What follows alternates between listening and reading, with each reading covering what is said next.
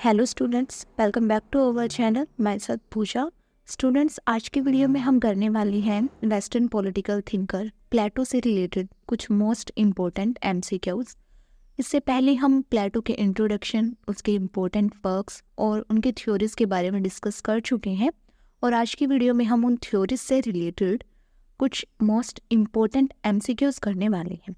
तो चलिए जल्दी से स्टार्ट करते हैं आज की वीडियो। फर्स्ट क्वेश्चन है, मानकीय राजनीतिक सिद्धांत के जनक कौन है? Father of normative political theory किन्हें माना जाता है?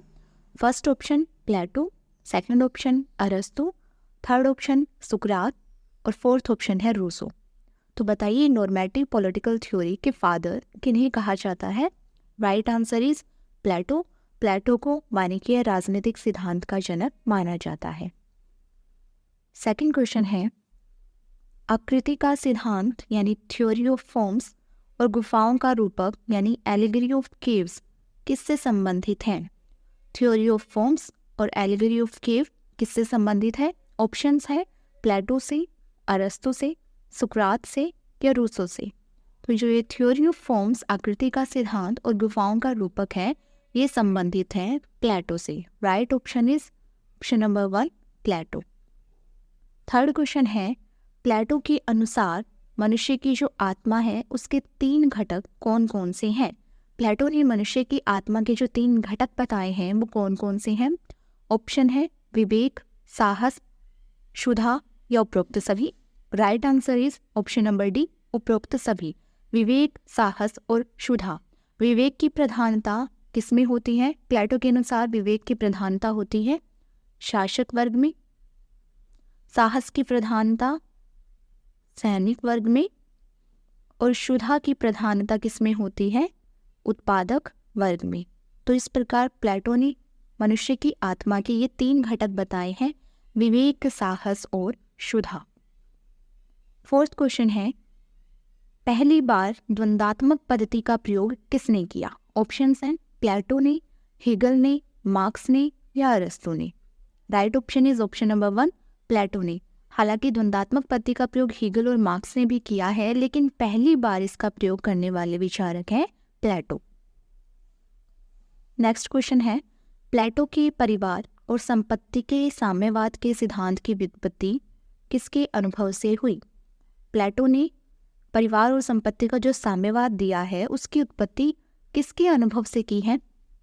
ऑप्शन है स्पार्टा, एथेंस, यूनान या स्टैगिरा। तो इसकी उत्पत्ति कहाँ से हुई है? राइट ऑप्शन है ऑप्शन नंबर ए स्पार्टा। स्पार्टा के अनुभव से प्लेटो ने परिवार और संपत्ति का साम्यवाद दिया। नेक्स्ट क्वेश्चन है, श्रेष्ठ परिषद जिसे नोक्टर्नल काउंसिल कहा जाता है उसका उल्लेख प्लेटो ने अपनी कौन सी बुक में दिया है? नोक्टर्नल काउंसिल हमने पढ़ा था, इसमें 10 बुजुर्ग व्यक्ति होते हैं जो इसके सदस्य होते हैं और जो क्या करते हैं, कानून बनाने का काम करते हैं। तो जो नोक्टर्नल काउंसिल है इसका उल्लेख प्लेटो ने कौन सी बुक में दिया था? ऑप्शन है the Laws, the Republic, the Timaeus और द स्टेटमैन। तो नोक्टर्नल काउंसिल का उल्लेख किसमें किया था प्लेटो ने? राइट ऑप्शन है option number A the Laws में। द लॉज जो उनकी लास्ट बुक है उसमें प्लेटो ने नोक्टर्नल काउंसिल का उल्लेख किया।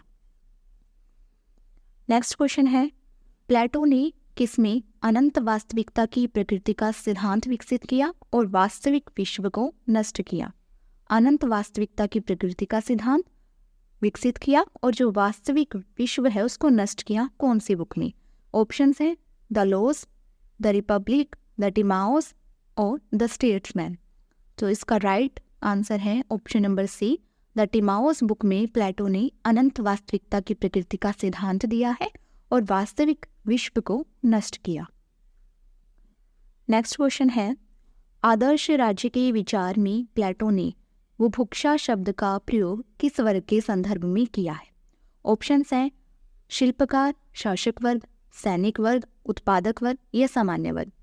प्लेटो ने 3 वर्ग बताए थे, शासक वर्ग, सैनिक वर्ग और उत्पादक वर्ग। इन तीनों वर्गों में से बुभुक्षा शब्द प्लेटो ने किसके लिए प्रयोग किया है? इसका राइट आंसर है ऑप्शन नंबर ए शिल्पकार या शासक वर्ग के लिए प्लेटो ने बुभुक्षा शब्द का प्रयोग किया है। नेक्स्ट क्वेश्चन है, प्लेटो के अनुसार राज्य का निमंत्रण रूप क्या है? प्लेटो ने राज्य के किस रूप को निम्नतर माना है या निकृष्ट माना है, सबसे खराब रूप माना है?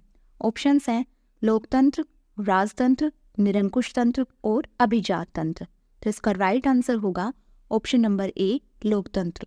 प्लेटो ने लोकतंत्र को सबसे खराब शासन माना है। नेक्स्ट क्वेश्चन है, प्लेटो किस प्रकार की शासन व्यवस्था का समर्थन करता है, यानी प्लेटो किस प्रकार की शासन व्यवस्था को सबसे अच्छी मानता है? ऑप्शंस हैं लोकतंत्र, राजतंत्र, निरंकुश तंत्र और अभिजात तंत्र। तो इसका राइट आंसर होगा ऑप्शन नंबर बी, राजतंत्र। प्लेटो राजतंत्र को सबसे अच्छा मानता है और लोकतंत्र को सबसे बुरा मानता है। नेक्स्ट क्वेश्चन है, प्लेटो की ग्रंथ रिपब्लिक को शिक्षा पर लिखा गया ग्रंथ किसने कहा?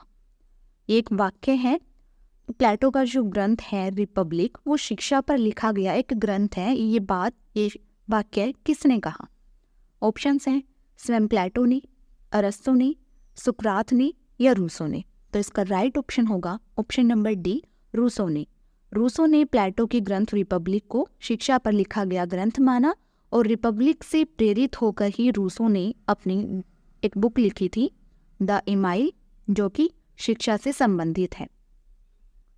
नेक्स्ट क्वेश्चन है, प्लेटो के गुरु का क्या नाम था? ऑप्शंस हैं ग्लाउकन, अरस्तु, सुकरात या रूसो। तो इसका राइट आंसर होगा ऑप्शन नंबर सी, सुकरात। प्लेटो के गुरु का नाम है सुकरात। अरस्तु प्लेटो का शिष्य था और ग्लाउकन जो है वो प्लेटो का भाई था, लेकिन प्लेटो के गुरु कौन थे? सुकरात। नेक्स्ट क्वेश्चन है, प्लेटो ने अपनी अंतिम रचना दलोज में आदर्श राज्य की जनसंख्या कितनी बताई है? दलोज जो है वो प्लेटो की लास्ट बुक है और ज़्यादा व्यवहारिक बुक है, यथार्थवादी बुक है। इसमें प्लेटो ने आदर्श राज्य की जनसंख्या बताई है, वो कितनी बताई है? ऑप्शंस हैं 5040, 5030, 4030 या 30050। इसका राइट आंसर होगा ऑप्शन नंबर ए, 5040। प्लेटो के अनुसार एक आदर्श राज्य की जनसंख्या 5040 होनी चाहिए।